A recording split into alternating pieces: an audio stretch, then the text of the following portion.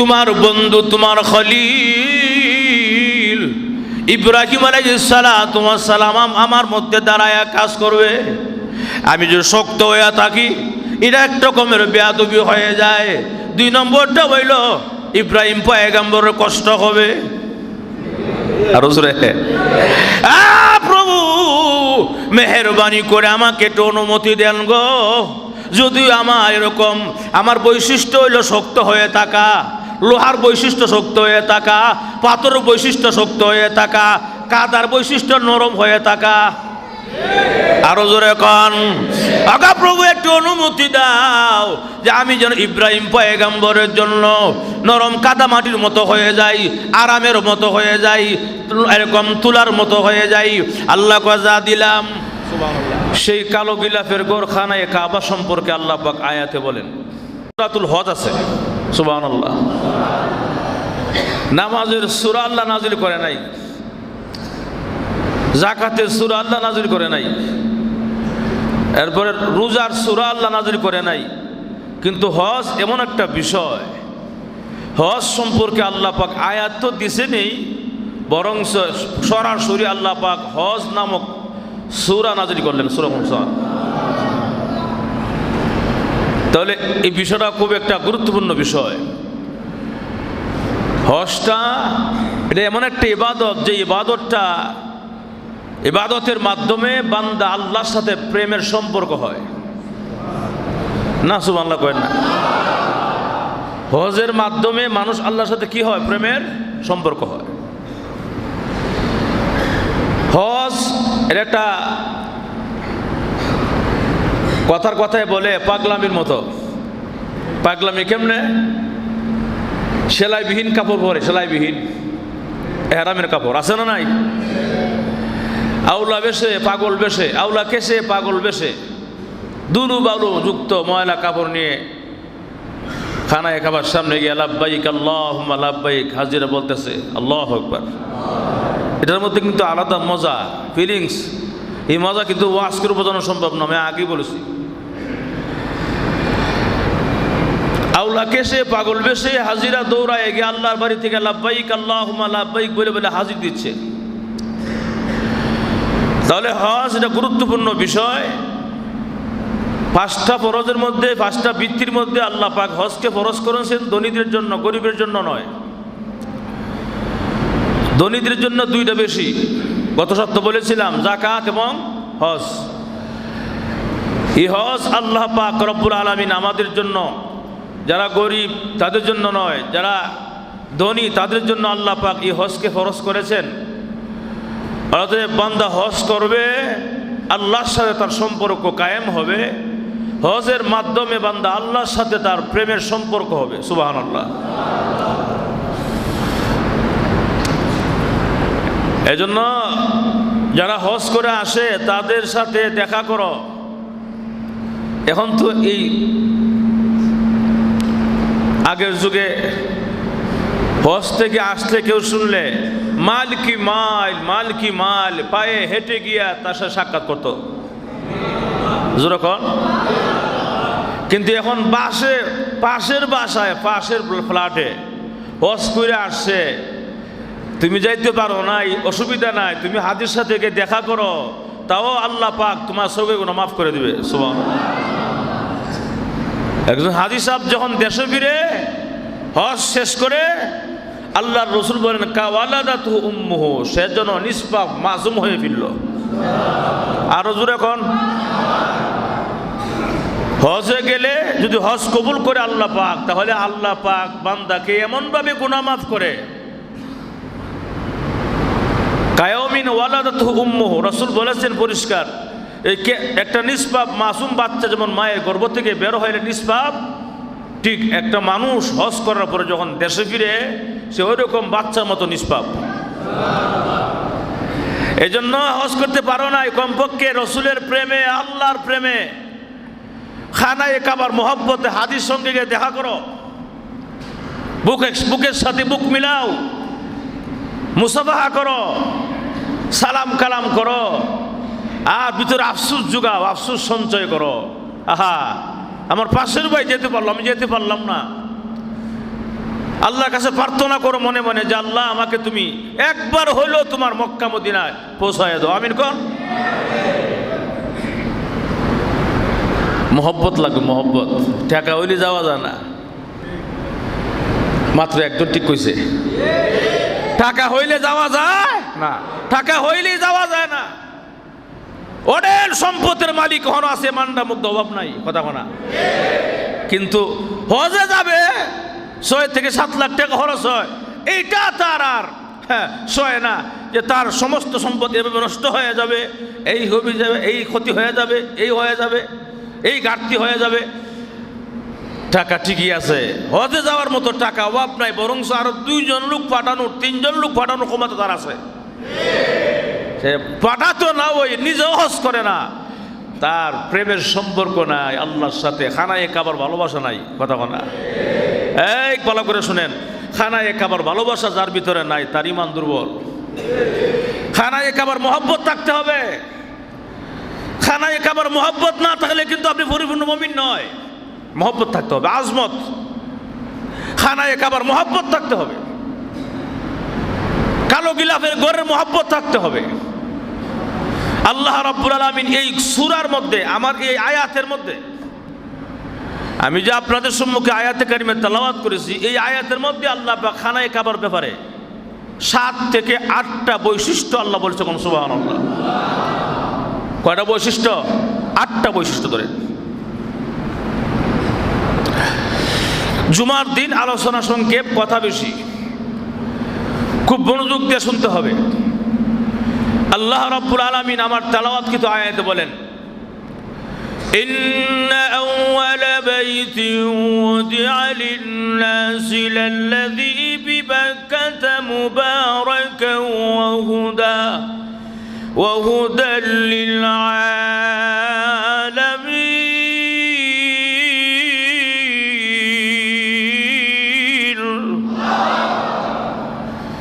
আল্লাহ বলেন ইন্না আউওয়ালা বাইত, প্রথম বৈশিষ্ট্য হইল এ খানায়ে কাবা, তুমি পৃথিবীর প্রথম ঘর, তোমার আর কোনো ঘর ছিল না। সুবহানাল্লাহ।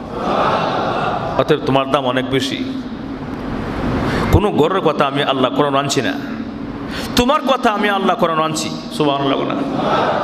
বলেন আল্লাহ যেই কথাটা আলোচনা কোরআনে করেছেন এটার দাম কি কম? আমি ইদানিং কেন জানি দেখতেছি আপনার আওয়াজ কমে গেছে, ঘটনা কি? জোরে কন, ঠিক কিনা? জোরে কন। দাম কম না বেশি? 1 নম্বর বৈশিষ্ট্য হইল তুমি প্রথম ঘর, তোমার আগে আর ঘর ছিল না। 2 নম্বর বৈশিষ্ট্য হইল উদিআ লিন-নাস, এই ঘরটা নির্মাণ করা হয়েছে ফেরেশতার জন্য না, মানুষের জন্য। কার জন্য? মানুষের জন্য। এর লেগে আল্লাহ আর এক আয়াতে বলেন ওয়াজিন ফিন-নাস বিল হজ্জ, হে ইব্রাহিম পয়গম্বর আপনি সবাই ঘোষণা করেন আমি হেরার লেগে ঘর বানাইছি, এরা যেন আমার ঘরে আসে। সুবহানাল্লাহ। আমার তরফ থেকে দাওয়াত দাও। ইব্রাহিম আলাইহিস সালাম কো আল্লাহ মাইক নাই, সাউন্ড বক্স নাই, আমি কেমনে দাওয়াত দেব? আমার কথা কে শুনবো? আরে ইব্রাহিম পয়গম্বর আপনি গিয়ে পাহাড়ের টিলা হেলে দাঁড়ায়া বলেন, আপনার দায়িত্ব শুধু বলা, প্রত্যেকের কর্ণকুহরে পৌঁছায় দেওয়া দায়িত্ব আমি আল্লাহ। ওই যে ইব্রাহিম আলাইহিস সালাম বলছিল মানুষ সকল, আল্লাহ তোমাদের জন্য একটা ঘর নির্মাণ করেছে, আল্লাহর ঘরে আসো, তোয়াব করো, হজ করো। শুধু আওয়াজটা ছেড়ে দিয়েছে ইব্রাহিম পয়গম্বর, প্রত্যেকটা মানুষের কর্ণকুহরে আল্লাহ পাক প্রত্যেকটা রুহুর কাছে পৌঁছায় দিয়েছে। যতবার যে লাব্বাইক লাব্বাইক বলেছে ততবার সে আল্লাহ বাড়িতে হাজির হবে। সুবহানাল্লাহ। যদি আপনি 5 বার বলে থাকেন লাব্বাইক, ওই সময়ে আপনি 5 বার অবশ্যই মৃত্যুর আগে আল্লাহ তাআলা হজ করাইবে। সুবহানাল্লাহ। কেউ দেখবেন এমনও আছে 50 বছর যাবত হজ করে, আছে না নাই? 50 বার বলছে লাব্বাইক লাব্বাইক লাব্বাইক। সুবহানাল্লাহ। আমি আমার ঘর দিলাম, দাওয়াত দিলাম, আমার তরফ থেকে দাওয়াতটা পৌঁছায় দাও। খুব খেয়াল করেন, মেহমান মেজবান যত দামি হয়, মেজবানের মেহমানও দামি হয়। কথা বোঝেন না? হয় মেজবান বুঝেননি, যে দাওয়াত দেয় সে মেজবান, বুঝেন নাই? আর যে দাওয়াত গ্রহণ করে সে মেহমান। তাহলে মেজবান যত দামি হয়, মেজবানের মেহমানও তত। আমাদেরকে দাওয়াত দিচ্ছে কে? আর জোরে কোন কে? তাহলে মেজবান কে? মেজবান কে? মেহমান কে? আল্লাহু আকবার, জোরে কোন। আল্লাহ কত বড় আর মেহমান কত বড়। আল্লাহ যাকে দাওয়াত দিছে আর তাদের দাম কেমন, সুবহানাল্লাহ, জোরে কোন। আমাকে যদি আপনি দাওয়াত দেন, দাওয়াত কে বললে কইছেন আবার ভুল বুঝেন না, উদাহরণ দিচ্ছি। আমাকে যদি আপনি দাওয়াত দেন, হুজুর আপনি আমার বাসা দাওয়াত, ঠিক আছে, গেলাম জুমার নামাজ পড়ে গিয়ে খাওয়া দাওয়া, মানে বাসায় গেলাম, এসিও ছাড়ছে, ফ্যানও ছাড়ছে, হ্যাঁ সব ঠিক আছে, সব ঠিক আছে, খাটমট বসছি, সব ঠিক আছে, কিন্তু খাওয়ান তো দেয় না। এই যে ফেটের খিদা লাগছে, 1 ঘন্টা হয়ে গেছে, খাবারে আসে না, কি ব্যাপার বুঝলাম না। এবারে ফ্যান চাললো, এসি চাললো, দাওয়াত দিল, খাটে বসাইলো, এবারে কোন কথা নাই, বার্তা নাই, খাওয়াইব কিন্তু কিছু কয় না, ফেটের খিদা দিয়ে আল্লাহ আল্লাহ করতেছে, কথা কন না। আমি কেমনে তাকে বলি, আমি তো একটা মুখ শরম লজ্জা আছে, ভাই আপনি দিয়ে দাওয়াত দিলেন, খাওয়ান দেন না কেন? হজুর ঠিক কিনা? তবে তো যদি বলি, তাকে বলার রাইট আছে, আপনি আমার দাওয়াতটা আনলেন কেন, কথা কোনা, বলা রাইট আছে। যদি মুখ শরমে বলা ঠিক নয়, কিন্তু বলা রাইট আছে। আপনি আমাকে যদি খাওয়াবেন না ওই, তাহলে দাওয়াত দিলেন কেন, কথা কোনা। আমি কি এমনি আইছি, আমার দাওয়াত দিয়ে আনছেন আপনি, কথা কোন। ভাইয়ারা আমার ঠিক তেমনি আল্লাহ রাব্বুল আলামিন বলেন, পৃথিবীর মানুষেরা রে, আমি আল্লাহ তোমাদেরকে আমার বাড়িতে দাওয়াত দিয়ে নিয়ে আসি, আমি খালি খালি ফিরাইয়া দিব না। হজটা সম্পূর্ণ হওয়ার সঙ্গে সঙ্গে জিন্দিগির সব গুনাহ মাফ করে দিব। এমনি দাওয়াত দিয়ে নিয়ে আসি নাই, আমি আল্লাহ তোমাদেরকে দাওয়াত দিয়ে নিয়ে আসি। আমি এরকম, আমার জবানটা এরকম হালকা নয়, পাতলা নয়, কথা লড়বড় নয়। আমি আল্লাহ যা বলি তা করি। আরো জোরে কর, লা তাবদীলা লিকালিমাতিল্লাহ।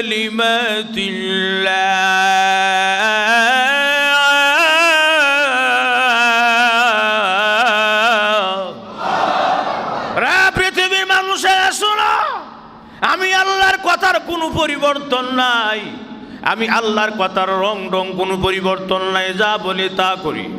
আমি দাওয়াত দিয়েছি, আমি আমার কোনো মেহমান রে খালি ফিরাইয়া দিব না রে। আমি আল্লাহ দাওয়াত দিয়ে আনছি, মানি আমি আমার বান্দারে মাফ করে দিবই। আল্লাহু আকবার। অতএব কোনো টেনশন নাই।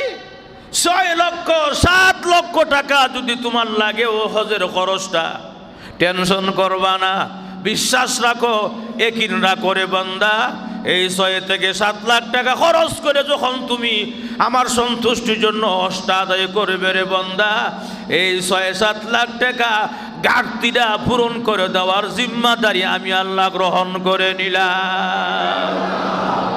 আল্লাহ পারে কিনা কর ভাইয়ের, আমার জন্য আসুন। আল্লাহর ঘর, খানায়ে কাবা, কালো গিলাফের ঘরটা এত মায়া, এত আকর্ষণ কেন রে ভাই? ভাইয়ের আমার জন্য আসুন। আল্লাহ খানায়ে কাবার গো, খানায়ে কাবা যে গিলাফ, খানায়ে কাবার কালো গিলাফটা, কি কালো গিলাফের এমন আকর্ষণ ভাইয়েরা আমার, এটার দিকে তাকাইলে সওয়াব। আরো জোরে কান। আল্লাহর রাসূল বলেন, যেই হাজী, যেই বান্দা বারবার হজের পরে উমরা করবে, উমরা হজ উমরা বারবার উমরা করবে, প্রতি বছর উমরা করবে, আল্লাহর রাসূল বলেন তার অভাব থাকবে না। যদি কেউ হজ একবার কবুল হয়ে যায়, অভাব অনটন দূর হয়ে যাবে, সে ফকির হবে না, অবশ্যই আল্লাহ তারে সচ্ছল বানায়া দিবে। এর বাস্তব প্রমাণ আমি নিজে।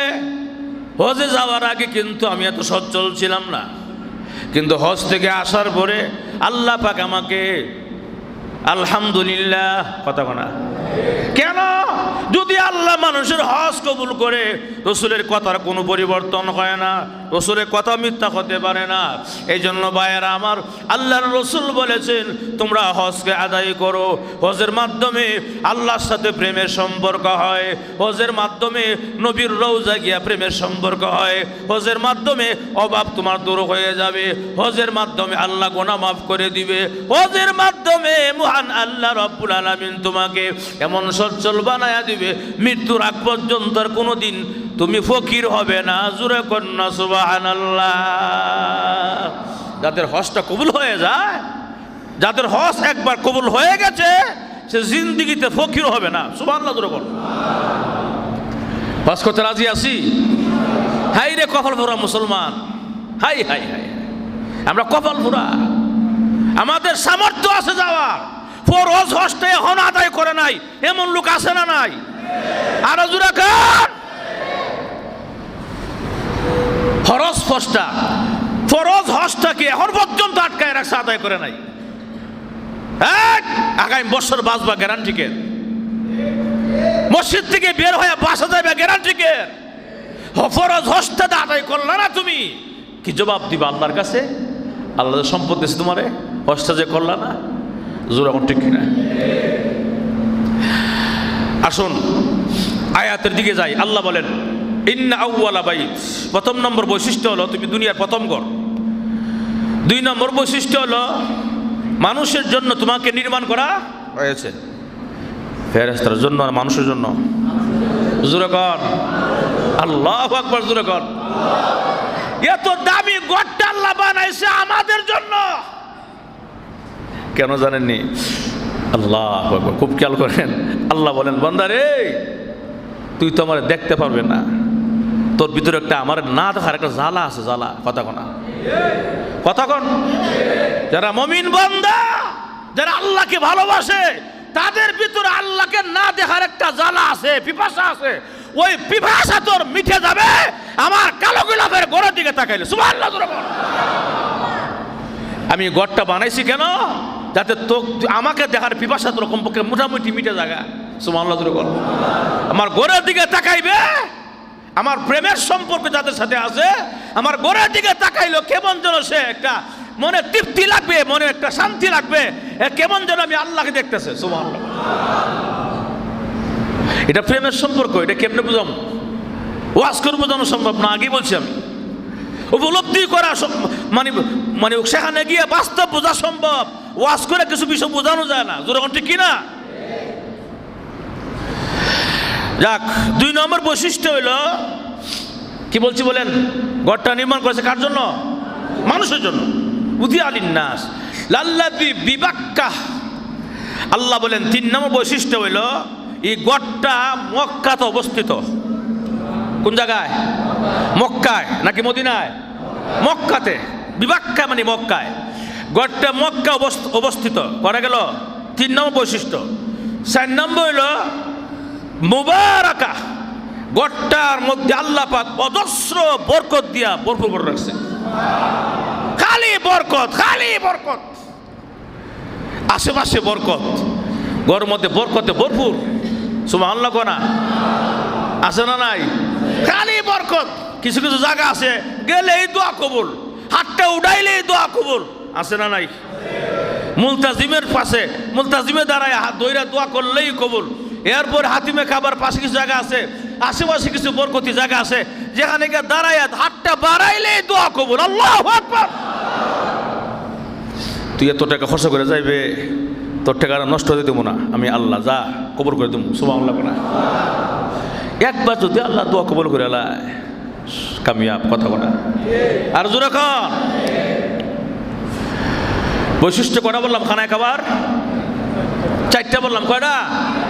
মুবারাকা, তার বরকত ভরপুর। 5 নম্বর বৈশিষ্ট্য হইল ও হুদা।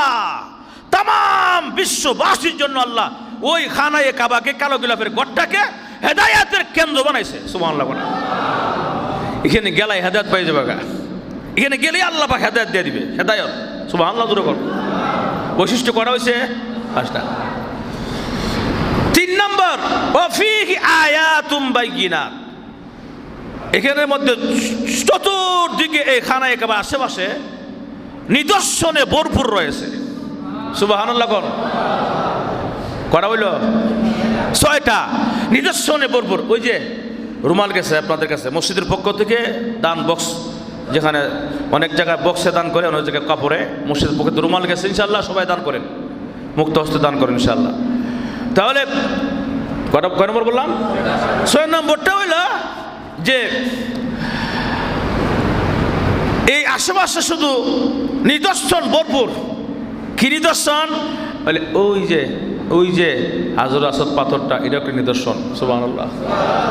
আমি কিন্তু গত বছরও লম্বা বিস্তারিত আলোচনা করছি হজরত আসদ পাথরটা কোত্থেকে আইছে, কেমনে লাগছে, কথা কোনা সব আলোচনা করছি। মূলত পাথরটা আসলে সাদা, এটা আসলে জান্নাতের পাথর, কথা কোনা বিস্তারিত সব বলছিলাম, এখন দ্বিতীয়বার বলবো না। তাহলে হাজর আসদ পাথরটাও আল্লাহ নিদর্শন, মাকামে ইব্রাহিমটাও আল্লাহর নিদর্শন, হাউজে কাউসার অর্থাৎ কি বলে জমজম কূপ, এটাও কি আল্লাহর নিদর্শন।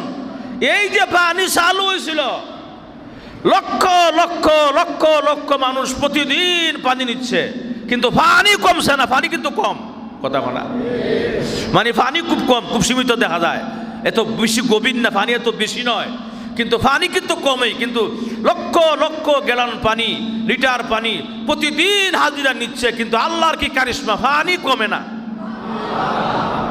কার কুদরত, কার নিদর্শন? আল্লাহ এই জন্য বলছেন ফি আয়াতুম বাইয়িনাত। এটা 1 বছর না বহু বছর? বাইয়িন 1 বছর, বাইয়িনাত বহু বছর। বহু বছর বোঝেন আপনারা? এটা আরবি গ্রামার, উলামা ইকরাম যারা বুঝে, বাংলাতে বললে বুঝবেন। যেমন কেমনে বুঝাই, মনে করেন যে এসি, মনে করেন এসি, এটা 1 বছর। এসি সমূহ বুঝছেন আপনারা? ফ্যান 1 বছর, ফ্যান সমূহ বহু বছর, কথা বোঝেন নাই? তাহলে মাইক 1 বছর, মাইক সমূহ বহু বছর। আরবি তো গ্রামার আছে, আরবি গ্রামার বাইয়িন 1 বছর, বাইয়িনাত বহু বছর। আল্লাহ বলেন নিদর্শন একটা না, বহু নিদর্শন আছে এখানে। আপনার কি বলে জমজম কূপের পানির মধ্যে নিদর্শন আছে, এরপরে সাফা মারুয়া নিদর্শন রয়েছে, হাজর আসদ পাথর নিদর্শন রয়েছে, মাকামে ইব্রাহিম নিদর্শন রয়েছে। এই মাকামে ইব্রাহিমটা হাতিমে কাবার মধ্যে একটা নিদর্শন রয়েছে, আল্লাহর ঘরের নিদর্শন রয়েছে। যদি কেউ প্রকৃতভাবে ঈমানের সাথে আল্লাহর ঘরের দিকে তাকায়, সে অবশ্যই আল্লাহকে কেমন যেন দেখতে পাবে। সুবহানাল্লাহ। এগুলো নিদর্শন কার? আরো জোরে কোন? এই যে পাথরটা, পাথর ঘটনা আমি বলছি, আমি আর ফোরান করে রিপ্লাই করবো না, শুধু টাচ দিয়ে জায়গা। ওই যে ইব্রাহিম আলাইহিস সালাম যখন কাজ করছিল, পাথরটা খুব শক্ত আছিল। এই পাথরটা কিন্তু আল্লাহ কাছে জবানটা খুলে ফেলাইছে, জবানটা খুলে আল্লাহ কাছে, আল্লাহ তোমার খলিল, তোমার বন্ধু আমার মধ্যে দাঁড়ায় কাজ করবো, আমি শক্ত হয়ে থাকবো, এটা বেয়াদবি না? না সুবহানাল্লাহ করেন না? আরো জোরে কোন মিয়া? শক্ত পাথরটা পর্যন্ত জবান খুলে গেছে।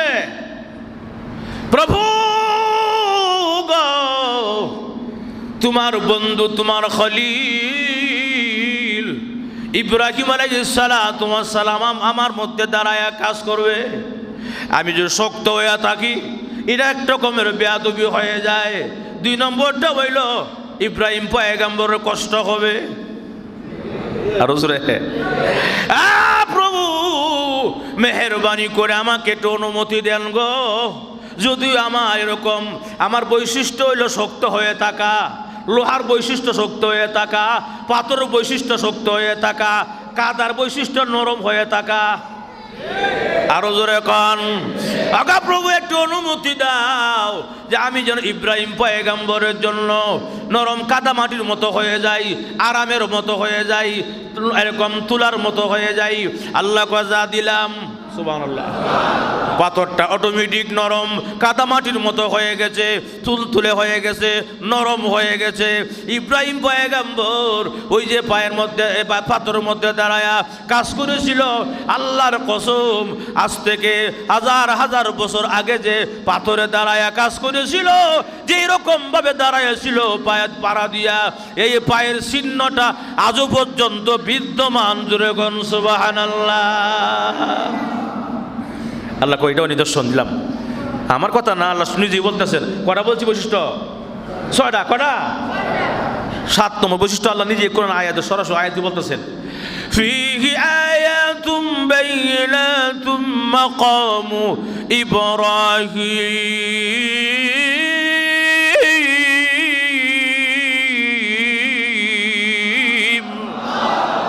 আল্লাহ রাব্বুল আলামিন বলেন, পৃথিবীর মানুষেরা, আমি আল্লাহ তোমাদেরকে নিদর্শন দিলাম, আমার আল্লাহর অনেক নিদর্শন দিলাম। এর মধ্যে একটা হলো ফীহি আয়াতুম বাইয়িনাত মাকাম ইব্রাহিম। মাকাম ইব্রাহিমের কথা আল্লাহ নিজে কোরআনে বলে দিয়েছেন, উল্লেখ করে দিয়েছেন। আল্লাহ কিছু কিছু বিষয় আল্লাহ কোরআনে উল্লেখ করে দিয়েছেন, এটা গুরুত্ব বোঝানোর জন্য। তাহলে মাকাম ইব্রাহিমের কথা আল্লাহ কোরআনে বলেছেন, সাফা মারওয়ার কথা আল্লাহ কোরআনে বলেছেন। আসেনা নাই? ইন্না সাফা ওয়াল মারওয়াতা মিন শাআইরিল্লাহ।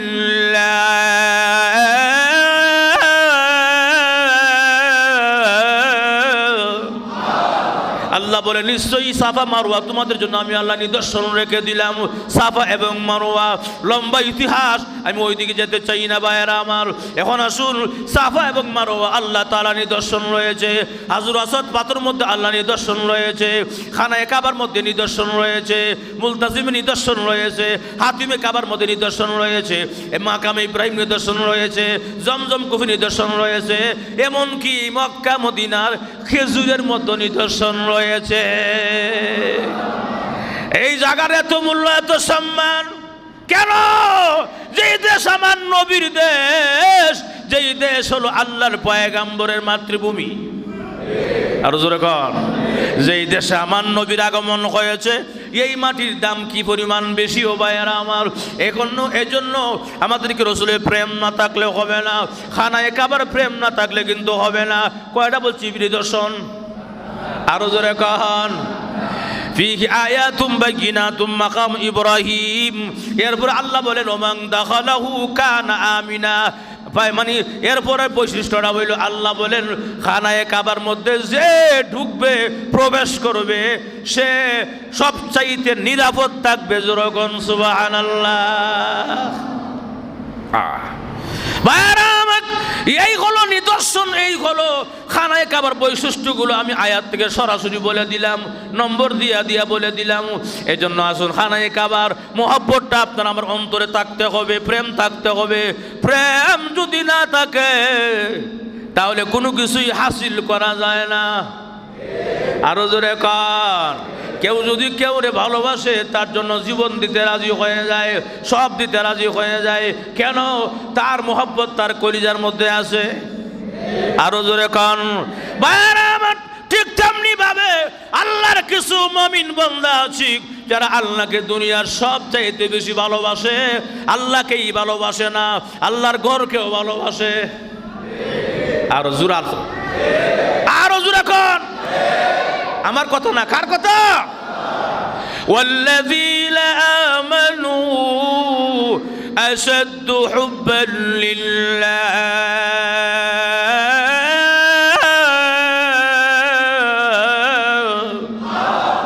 আল্লাহ বলেন, যারা মুমিন বান্দা, ঈমানদার, তাদের কলিজার মধ্যে আমি আল্লাহর ভালোবাসাটাই বেশি হয়ে থাকে। বলেন, মুমিনের কলিজা ভালোবাসা কার বেশি? আরো জোরে কর মিয়া, আরো জোরে কর। মুমিনের কলিজার মধ্যে ভালোবাসা বেশি, আল্লাহর ভালোবাসা। আল্লাহর ভালোবাসা যার ভিতরে থাকে, টাকা লাগে না, এমনি যাওন যায়, প্রেমে নিয়ে যায়, প্রেমে। আল্লাহু আকবার কর। প্রেমে নিয়ে যায় কেমনে? গভীর মনোযোগ দিবেন ভাইয়েরা আমার। প্রেম আর ভালোবাসায় কেমনে হয়ে যায়, কেমনে নিয়ে যায় আল্লাহ, ওরকম ভাবে আমাদের ভিতর মহব্বত থাকতে হবে। মহব্বত যদি থাকে তাহলে হয়ে যাবে। গভীর খেয়াল করেন ভাইয়েরা আমার, আল্লামা ভাইয়েরা আমার ইদ্রিস কান্দলবী রহমাতুল্লাহ আলাইহি, কান্দলবী রহমাতুল্লাহ তার কিতাবের মধ্যে লেখে, ইদ্রিস কান্দলবী হজে গেছেন, হজের কাজ করতেছেন, হঠাৎ করে দেখে তার গ্রামের যে একজন গোয়াল আছিল, গোয়াল বুঝেননি, গরু যে ফালে দেশ, আমরা দেশকে মুনি কথা কোনা, এক দেশের এক ভাষা আর কি, কেউ কেউ গোয়াল, কেউ কেউ মুনি। ভাইয়েরা এই ইদ্রিস কান্দলবী রহমাতুল্লাহ আলাইহি বলেন, কিরে ব্যাপারটা বুঝলাম না, এটা আমার গ্রামের গোয়াল, চশমা গরু লিয়া দৌড়ো থাকে, ব্যস্ত থাকে, হ্যাঁ কেমনে হজে আইলো? কিরে তুই কেমনে হজে আইলে? তো সংসার চালানো কষ্ট হয়ে যায়, কেমনে হজে আইলে তোমায়? এমনি গোয়াল জবাব দেয় আর হাসে, আল্লাহর সাথে প্রেম করে আইছি। হইছে না জোরে কোন? কার সাথে? আল্লাহর সাথে প্রেম করে আসি। কেমনে রে প্রেম করলে? এমন প্রেমই করলে ধরে আল্লাহ তোর নিয়ে আয়া বসে। কেমনে প্রেম করলে? ওই ইদ্রিস কান্দলবী, আমি শুধু একা আসি নাই, আমার পরিবার সহ নিয়ে আইছি। কোস কি বেটা, সংসার চালাইবার ক্ষমতা নাই, এই দেখো পরিবার নিয়ে আইছে, ক কিটা সুবহানাল্লাহ। খুব খেয়াল করে আমি কি বুঝাইতেছি, আল্লাহর প্রেমটা যদি বেশি থাকে, ভালোবাসা আল্লাহর মহব্বতটা, ও মহব্বতে নিয়ে জায়গা সুবহানাল্লাহ জোরে বলেন। ঠিক তেমনি ওই ইদ্রিস কান্দলবী বলে পরিবার সহ আসছো বলে, হ্যাঁ ওই ইদ্রিস কান্দলবী পরিবার সহ তো আসলাম, কিন্তু আমি এখন সৌদি মক্কার সৌদির শায়েখ হয়ে গেলাম, স্থানীয়। আল্লাহু আকবার কোনা। ইদ্রিস কান্দলবী বলেন, কেমনে রে একটু বুঝায় কো, আমার ভিতরে আরো আকর্ষণ তৈরি, মানে এরকম ভাবে তৈরি হয়ে গেল আগ্রহ। কেমনে কি করলে একটু বোঝায় সংক্ষেপে? আমি অসংক্ষেপ করতেছি ভাইয়ারা আমার। এখন ওই গোয়াল তখন জবাব দেয়, ও ইদ্রিস কান্দলবী, আমি যখন প্রতিদিন নামাজের মধ্যে মুসল্লায় দাঁড়ায়া যাই, প্রতিদিন যখন নামাজের মুসল্লা দাঁড়ায়া যায়, যাই নামাজের মধ্যে যে খানায়ে কাবার ছবি আছে, এই ছবিগুলা দেখে আমি মনে মনে কান্দি। আরো জোরে কোনা। ইদ্রিস কান্দলবী আর হজের মৌসুম যখন চলে আসে, কলিজা দাউ দাউ করে আগুন জ্বলে, প্রভু গো আমি গরিব বলে কি আমি হজ করতে পারবো না, তোমার খানায়ে কাবা কি দেখতে পারবো না, খানায়ে কাবা দেখাইতে পারবো না, ইচ্ছা করলে তুমি সব পারো, আল্লাহ মেহেরবানি করে খানায়ে কাবা আমারে পৌঁছাইয়া দাও, জানি না কেমনে তুমি পৌঁছাইয়া দিবাই, আমারে পৌঁছাইয়া দাও, আমার লাগবো। সুবহানাল্লাহ। ইদ্রিস কান্দলবী নামাজে দাঁড়াইয়া আমি যখন এরকম ভাবে নামাজ শেষ হইলে, আমার যায় নামাজে একটা খানায়ে কাবার ছাপ আছে না নাই? এটা হাত দিয়া গোসায় মহব্বত লাগাই, এরকম হাত দিয়া গোসায় বুকের মধ্যে লাগাই, কপালের মধ্যে লাগাই, খানায়ে কাবারে তুই আল্লাহর ঘর, কবে যাবো তোর কাছে আমি রে কান্না। এরকম ভাবে হজের মৌসুম আসছে, হাজিরা হজে যায়, কিন্তু আমার তো কলিজা দাও দাও আগুন জ্বলে, আমি গরিব মানুষ, যাওয়ার ক্ষমতা নাই, কিন্তু মনের আবেগ তো আর মানে না। এমনি যখন হাজিরা যখন নাকি লঞ্চে যাওয়া শুরু হয়েছে, আগে যুগে কিন্তু প্লেন ছিল না, কি আসছিল? লঞ্চ জাহাজে করে মানুষ হজে যেত।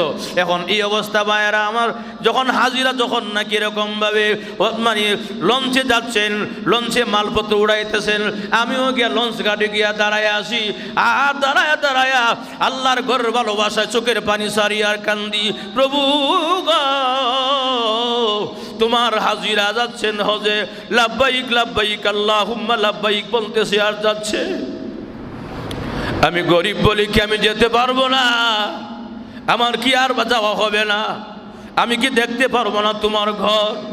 এরকম ভাবে হাজিদের মালসামানা কুলি যারা আছে, কুলি এরা উড়াইতেছে।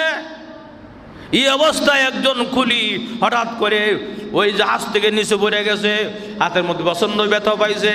এমনি ওই যে গোয়াল দাঁড়ায়া দেখছিল, দাঁড়ায়া এর সামনে আগায়া কো, ও খুলি ভাই, তুমি এখন একদম বসো এখানে, ব্যথা পাইছো, তুমি কাজ করতে হবে না, তোমার কাজটা আমি করতে চাই, আমার মায়না দিতে হবে না, আমার টাকা দিতে হবে না, আমি হাজুদের সেবা খেদমত করি, মনের থেকে ওই করি, আমি কষ্ট করে যেই মায়নাটা পাবো এটা তুমি নিয়ে যাও, আমার লাগবে না, আমার একটু দেও না, হাজুদের খেদমত করতে চাই। জুরে কন্যা সুবহানাল্লাহ।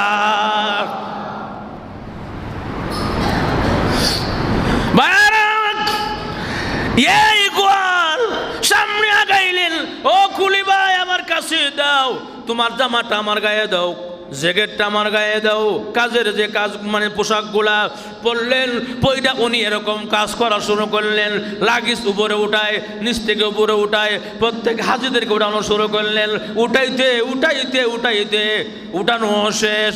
এরকম ভাবে হঠাৎ করে লঞ্চ ছেড়া দিছে, গোয়াল তো আল্লামে নাই, আরো জোরে কর। এখন এই অবস্থা যে লঞ্চ ছেড়ে দিয়েছে, আর তো নামার সুযোগও নাই। এখন গোয়াল মনে মনে কয়, আল্লাহ না জানি কবুল করছো, আরো জোরে কর। এই অবস্থা, লঞ্চ ছেড়ে দিয়েছে, হাজিরা যার যার গন্তব্যে বসে আছে লঞ্চের মধ্যে, কেউ আরাম করে, কেউ চা পানি খায়, নাস্তা খায়। ওই গোয়াল আছে, ওই গোয়ালকে হাজিদের কাছে গিয়ে ঘুরে, কোনো সেবা লাগবো নি? আল্লাহু আকবার। ও আল্লাহর ঘরে মেহমান, কোনো সেবা লাগবো নি? আমি করতে রাজি আছি। পানি লাগবো নি? কিছু লাগবে কিনা বলেন, আমি আপনাদের করেছি, আমি আপনাদের কাজে নিয়োজিত আছি। বেশ মাশাআল্লাহ। ওই খানায় কাবা যাওয়ার আগ পর্যন্ত, ওই মক্কায় যাওয়ার আগ পর্যন্ত লঞ্চটা এরকম দিনভর সপ্তাহভর এরকম চলছিলেন, আর হাজিদের সেবা খেদমত করতে লাগলেন। এরকম ভাবে যখন নাকি চলতে যখন এরকম আরব দেশের সাগর পাড়ি দিয়ে যখন একদম কাছাকাছি চলে গেল, এমনি দেখে ঝিমঝিম মিটমিট আলো জ্বলতেছে, এমনি বলে ও হাজিরা, একজন ঘোষণা দিল, লঞ্চে যত হাজিরা আছো, ওই দেখো মক্কায় চলে আসছি আমরা, লাটগুলো দেখা যায়, ওই যে দেখা যায় এটা, ওই দেখা যায় এটা, তোমরা জোরে জোরে আল্লাহু আকবার, জোরে জোরে লাব্বাইক তালকিন বলো, তালবিয়া বলো, জোরে কন্যা সুবহানাল্লাহ। কিন্তু ওই গোয়াল বলে, আল্লাহ গো, এরা সবার তো ফাস্ট ফুড আছে, আমার তো ফাস্ট ফুড নাই, আমি কেমনে যাবো? কথা কোনা, সবারই ফাস্ট ফুড আছে। লঞ্চ থেকে নামার পরে এরকম ভাবে সেরকম ইমিগ্রেশন হবে, সব কিছু হবে, পাসপোর্ট চেক করবে, ভিসা চেক করবে, সব চেক করবে ভাইয়েরা আমার। কিন্তু আমি তো গোয়াল মানুষ, গরিব মানুষ, আমি এমনি আসলাম, আমি কি হলামি দরা খেয়ে যাব। আল্লাহ এখন আমার তো তোমার বাড়ি যেতে হবে, আমি প্রচণ্ড আশা করেছি গো আল্লাহ, আমার কেমনে পৌঁছবে আমি জানি না। এরকম ভাবে সকল হাজিরা যখন নাকি লঞ্চ থেকে নামা শুরু করলেন, ওই গোয়াল বেটা আল্লাহর প্রতি তাওয়াক্কুল করে আরব সাগরের মধ্যে লাফ দিয়া পানিতে পড়ে গেলেন। জোরে কোন সুবহানাল্লাহ, আল্লাহু আকবার, জোরে কোন। খানায় কাবার মোহাম্মত, কথা কোনা, জীবন মরণ ইক্তিদা করে যখন নাকি লাফ দিয়া নদীর আরব সাগরের মধ্যে পড়ে গেছে, সাঁতরাইতে উনি যাচ্ছেন নদীর এক পারে, যখন গিয়া উঠলেন, উঠার পরে দেখে একটা দুইটা ঘর দেখা যায়, বিটবিট আলো জ্বলে। যখন উঠে দাঁড়াইলেন, দাঁড়ায় দেখে একটা শিশু বাচ্চা কান্নাকাটি করতেছে। কি ব্যাপার দেখি সামনে গাইয়া, এমনি দেখে যে ওই যে গরুর মাঝে গরু আসছিল, কিছু গরুগুলো এরকম ভাবে দুধ দেয় না, মানে বাচ্চা খাওয়াইতে পারে না, এর লেগে কান্দাকাটি করে। উনি সালাম দিলেন, আসসালামু আলাইকুম। ওয়ালাইকুম সালাম। ওনার বাসাতে বুঝাইলেন, কথা কন, বাসা তোর বুঝেন আরবি, কথা কন। উনি ইশারাতে বুঝাইলেন, এই যে কাজ দুধ দহন করা, এটা আমার কাজ। আরো জোরে কর, এটা তোমরা পারবা না। তোমরা যদি দাও লাত্তি মারিয়া গরু ফালাইয়া দে, আমি গেলে লাত্তি দিব না, এটা আমার কাছে বালতিটা দাও। বালতি দিছে, কয় বালতি বড় বালতি আনেন। কয় মিয়া এইটার মধ্যে দুধ দইতারি না, আবার বড় বালতি কেমনে? ও আনে দেখেন না। আনলেন, বিসমিল্লাহ বলে যখন দুধ দহন করা শুরু করলেন, পুরা বড় বালতিটা দুধে ভরপুর হয়ে গেছে। মহাজনের মন খুশি হয়ে গেছে গা। রে বাড়ি কই? বাংলাদেশ। কেমনে কি? ও আইছিলাম আল্লাহর বাড়ির যাবো, কিন্তু টাকা পয়সা নাই, গরিব মানুষ, অসুবিধা নাই রে, আমার দায়িত্বে তোরে বোঝাই দেবো। আল্লাহু আকবার জোরে কর। ইদ্রিস কান্দলবি রাহমাতুল্লাহ আলাইহি বলেন, এইরকম ভাবে যখন নাকি মহাজন ওই বাড়ির মালিক বলে, গোয়ালের মালিক বলে অসুবিধা নাই, পাসপোর্ট নাই, ভিসা নাই, টাকা নাই, অসুবিধা নাই, আমি আমি আলাম এই মক্কার স্থানীয়, আমি তোমারে পৌঁছে দেবো, আমার সাথে নিয়ে যাবো। এনে শেষ না, ওই আসল জায়গা আমার পাশে একটা আমার গোয়াল আছে, ওই গোয়ালের মালিক বানাই দেবো। না স্যার, আমি একা মানুষ আসছি হজ করার জন্য, আমার বাচ্চা বাল বাচ্চা আছে, ও হের রান্না মালিক বানাই দিব। আল্লাহ আকবার কোনা। আল্লাহ পারেনি না? আরো জোরে কোন, আরো জোরে কোন। ইন্নাল্লাহা আলা কুল্লি শাইইন কাদির।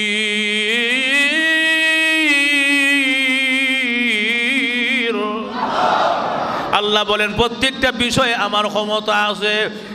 এক মান্ডাসাতে মসজিদের হাজারো হাজারো মুসল্লিরা, আমি এখন যে কথাটা বুঝাইতে চাই, খানায়ে কাবার মোহাব্বত যদি ভিতরে থাকে, টাকাও লাগে না, পয়সাও লাগে না, প্রেম আর ভালোবাসা যার যত বেশি হবে, ওই প্রেম আর ভালোবাসায় কোনো না কোনো মাধ্যম দিয়া, উসিলা দিয়া আল্লাহর বাড়িতে পৌঁছায়া দিবে। ঠিক কিনা? এই জন্য আল্লাহ প্রেম ঢুকাইতে হবে, খানায় কাবার প্রেম ঢুকাইতে হবে, আর না হইলে কিন্তু কাজ হইতো না।